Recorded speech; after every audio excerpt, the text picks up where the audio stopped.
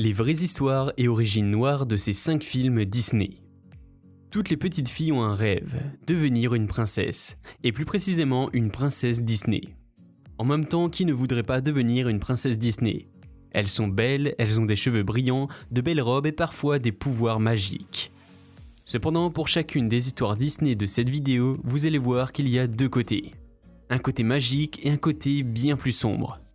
Alors, à toutes les filles et même les garçons qui admiraient ces contes de fées utopiques, désolé mais aujourd'hui vos souvenirs vont être bafoués. Mais la bonne nouvelle, c'est que vos princesses préférées sont en sécurité. Enfin, plus ou moins.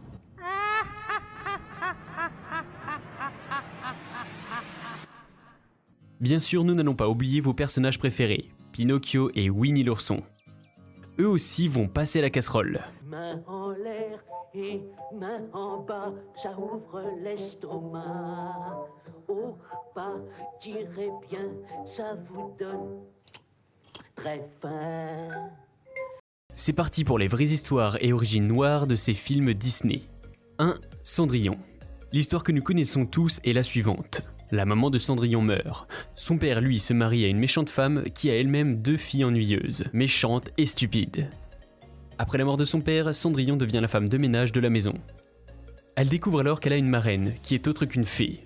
Cette fée l'aide à avoir une belle robe, une calèche, des chevaux, un garçon de voiture et une paire de pantoufles de verre. L'histoire se poursuit lorsque Cendrillon se rend au bal et tombe amoureuse de son prince. Malheureusement, elle doit fuir avant midi, car c'est le moment où sa robe magique, sa calèche, ses chevaux et toute la magie disparaît. Pendant sa fuite, alors qu'elle s'éloigne du prince, elle fait tomber malencontreusement une pantoufle de verre dans l'escalier. Le prince la découvre et part à la recherche de sa bien-aimée Cendrillon. Ce qui est bien, c'est que cette histoire se termine par le mariage de Cendrillon qui épouse le prince. Eh bien les amis, la vraie histoire est un peu différente de celle que nous connaissons. En réalité, à la fin de l'histoire, lorsque les personnages sont censés essayer la pantoufle de verre, l'une des sœurs de Cendrillon a coupé son orteil. L'autre sœur, quant à elle, a tranché une partie de son propre talon pour pouvoir mettre correctement la pantoufle. Et ça ne s'arrête pas là. Les sœurs sont alors attaquées par les colombes du paradis. Celles-ci sont envoyées par Dieu lui-même pour picorer les yeux comme punition pour ce qu'elles ont fait à Cendrillon. D'accord, aucun de nous n'aime ses sœurs, mais aïe ! 2. La petite sirène. L'histoire de cette belle sirène rousse est l'une des histoires les plus célèbres de Disney, à tel point que les autres histoires paraissent insignifiantes à côté. C'est l'histoire d'une belle sirène qui se prénomme Ariel.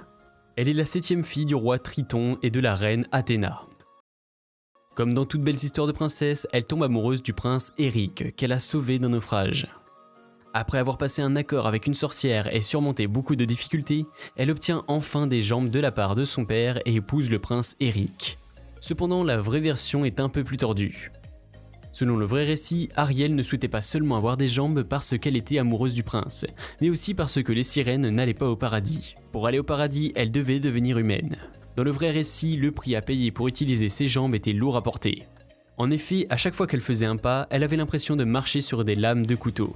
L'autre rebondissement est que le prince ne pouvait pas tomber amoureux d'Ariel, car à chaque fois qu'il l'embrassait, une partie de son âme était transférée dans le corps d'Ariel, lui donnant ainsi une vie après la mort. L'histoire se termine lorsqu'Ariel décide alors de se sacrifier pour son mari, en se jetant dans la mer le jour de son mariage. 3. Pinocchio. Le conte de Pinocchio est souvent utilisé par les parents pour apprendre aux enfants à ne pas mentir. Mais la vraie histoire derrière Pinocchio est bien plus compliquée que ça. Pinocchio a été fabriqué par un menuisier. Celui-ci lui donna des vêtements comme s'il était un vrai petit garçon. Et le lendemain matin, il pouvait parler et était vivant.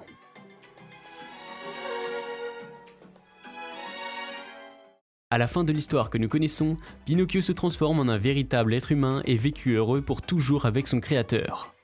Mais en réalité, dans la vraie version, Pinocchio n'était pas un bon garçon du tout. Il a carrément assassiné Jimmy Cricket dans le premier acte. À cause de ce meurtre, Geppetto, le père de Pinocchio, va en prison pour négligence. Plus tard, en sortant de prison, il vendit son unique marteau pour pouvoir envoyer Pinocchio à l'école et lui acheter des livres scolaires. Mais Pinocchio désobéit et achète des billets de théâtre à la place. Pour conclure cette histoire, Pinocchio est bien pire dans la véritable version. À la fin, Pinocchio meurt pendu à un arbre puni pour sa sévérité et sa désobéissance. 4. Blanche-Neige.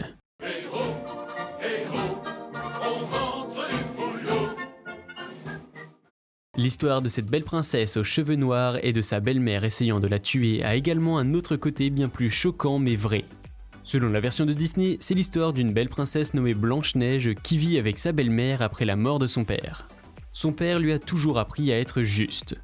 Sa belle-mère avait l'habitude d'aller voir le miroir et lui demander « Miroir, miroir, qui est la plus belle de toutes ?» Et à ceci, le miroir répondait à chaque fois Blanche-Neige. Que veux-tu voir, ma reine? Miroir magique au mur, qui a beauté parfaite et pure? Célèbre est ta beauté, majesté. La reine ordonna alors à son chasseur de la tuer, mais il la laissa partir quand il était dans les bois avec Blanche-Neige. Elle trouve plus tard une maison qui appartient à 7 nains et vit avec eux jusqu'à ce que la méchante reine découvre qu'elle est vivante. Elle essaye de la tuer à nouveau en tant que vieille dame, lui donnant une pomme empoisonnée qui la laissera endormie jusqu'à ce qu'un prince vienne l'embrasser. Le prince a finalement pu la réveiller avec son baiser pendant que la méchante reine finit par mourir après que les nains l'ont chassée. Selon la version de Disney, elle tombe de la falaise d'une montagne. Mais en réalité, dans la vraie version, on la fit danser au mariage de la princesse en portant des chaussures en fer chaud. Elle dansa toute la nuit jusqu'à ce qu'elle meure. Aïe. 5. Winnie l'ourson.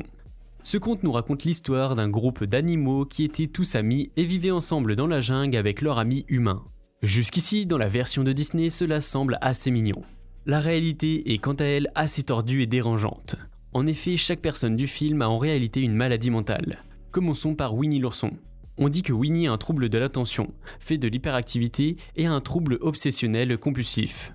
Porcelet souffre lui d'anxiété généralisée. Bourriquet souffre de dépression. Tigrou est hyperactif et impulsif. Lapin a un TOC. Quant à notre jeune garçon, Christopher Robin, il a lui aussi une maladie mentale. On dit que tout cela est une illusion. Les aventures de Christopher avec tous ces animaux sont seulement dans sa tête. Et Winnie l'ourson est en fait un jouet en peluche. On en conclut par conséquent qu'il souffre de schizophrénie. Nous vous avions prévenu que regarder cette vidéo serait à vos risques et périls, puisqu'elle risquait de briser beaucoup de vos souvenirs d'enfance. Si vous avez aimé la vidéo, n'oubliez pas de cliquer sur j'aime et de vous abonner à notre chaîne YouTube en cliquant sur la cloche pour être tenu au courant des prochaines vidéos. On se retrouve bientôt pour une prochaine vidéo. Au revoir.